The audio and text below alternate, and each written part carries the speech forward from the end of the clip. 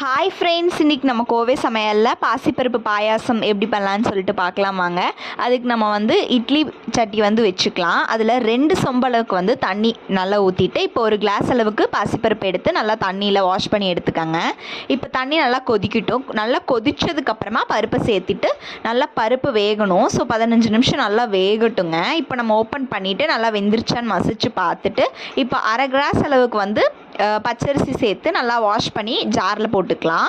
அது கூட தேங்காய் ஒரு கை அளவு சேர்த்துட்டு 4 ஏலக்காய் சேர்த்தி நல்லா அரைச்சி எடுத்துக்கலாங்க. இப்போ நான் 1/4 கிலோ வெல்லம் சேர்த்துக்கிறேன்.